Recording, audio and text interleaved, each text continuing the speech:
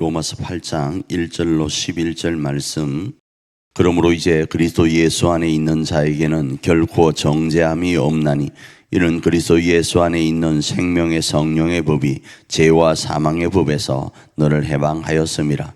율법이 육신으로 말미암아 연약하여 할 수 없는 그것을 하나님은 하시나니 곧 죄로 말미암아 자기 아들을 죄 있는 육신의 모양으로 보내어 육신의 죄를 정하사 육신을 따르지 않고 그 영을 따라 행하는 우리에게 율법의 요구가 이루어지게 하려 하심이니라. 육신을 따르는 자는 육신의 일을, 영을 따르는 자는 영의 일을 생각하나니 육신의 생각은 사망이요 영의 생각은 생명과 평안이니라. 육신의 생각은 하나님과 원수가 되나니 이는 하나님의 법에 굴복하지 아니할 뿐 아니라 할 수도 없음이라. 육신에 있는 자들은 하나님을 기쁘시게 할 수 없느니라. 만일 너희 속에 하나님의 영이 거하시면 너희가 육신에 있지 아니하고 영에 있나니 누구든지 그리스도의 영이 없으면 그리스도의 사람이 아니라. 또 그리스도께서 너희 안에 계시면 몸은 죄로 말미암아 죽은 것이나 영은 의로 말미암아 살아있는 것이니라. 예수를 죽은 자 가운데서 살리신 이의 영이 너희 안에 거하시면 그리스도 예수를 죽은 자 가운데서 살리신 이가 너희 안에 거하시는 그의 영으로 말미암아 너희 죽을 몸도 살리시리라.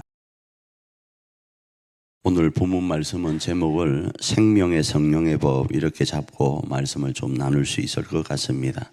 오늘 본문의 내용은 이런 겁니다. 우리가 7장에서 살펴보았던 것처럼 인생은 오호라 곤고한 인생입니다. 왜 곤고한 인생인가 하면 마음은 하나님의 법을 따르려고 하지만 이 땅에 우리가 발을 딛고 살아가고 있는 이 육신은 죄의 법을 따르게 되어 있거든요. 그 탐심의 죄의 법을 따를 수밖에 없습니다. 그 중에 하나가 가장 기본적인 것이 우리의 본능대로 행하는 겁니다. 우리의 말초적인 그 본능대로 행하여서 결국은 죄를 짓는 거예요. 그런데 양심이 있고 조금 이성적 판단이 있으면 이러면 안 되는데 찔려한다 이겁니다. 그런데 그 찔려하는 것에다가 대못을 박는 것이 뭐인가 하면 율법이거든요. 율법이 너는 그러면 죄인일 수밖에 없으라고 단정을 짓는단 말이에요. 양심은 찔려서 누군가로부터 이렇게 드러나지 않으니까 그냥 속이고 누군가에게 드러내지 않으면 숨길 수 있는데 이 율법은 하나님의 말씀인 이 율법은 꼭 꼬집어서 우리에게 너는 죄인이라고 하고 있단 말이에요. 그러니 마음으로는 하나님의 법을 육신으로는 죄의 법을 섬기니 이러지도 저러지도 못하는 곤고한 인생일 수밖에 없다 이겁니다. 특별히 죄를 짓기 때문에 정죄를 받는 건 당연하다 보니 어떻게 하지라는 퀘션 마크가 있을 수밖에 없습니다. 그런데 오늘 본문은 그리스도 예수 안에 있는 사람들은 정죄를 받지 않는다 이렇게 단호하게 이야기를 합니다. 이유가 뭔가 하면 그 이유는 죄의 법 아래 우리가 있지만 또 다른 하나의 법, 생명의 성령의 법이 작동하기 때문이다라는 겁니다. 생명의 성령의 법은 이렇게 작동합니다. 죄와 사망으로부터, 그러니까 죄와 사망의 법으로부터 자유케 하는 법이라는 거예요. 어떤 원리로 그게 작동되는가 하면 그리스도 예수께서 정죄함을 당하셨다라는 거예요. 누구를 위해서요? 우리를 위해서요. 그러니 우리를 대신해서 정죄함을 당하신 예수 그리스도가 있다 보니 두 분 다시 같은 죄를 가지고 우리를 정죄할 수 없기 때문에 우리가 그리스도 예수 안에 있으면 생명의 성령의 법이 작동되어서 죄와 사망의 법으로부터 우리는 정죄함을 받지 않는다 이겁니다. 왜요? 예수 그리스도가 우리를 대신해서 정죄함을 받으셨기 때문에요.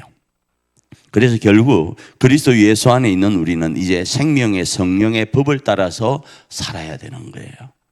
다른 법이 아니라 생명의 성령의 법을 따라서요. 그래서 우리는 오늘도 성령의 감동하심 따라서 이 말씀을 부여잡고 사는 거예요. 하나님께서는 이미 우리에게 66권이라는 말씀을 주셨어요.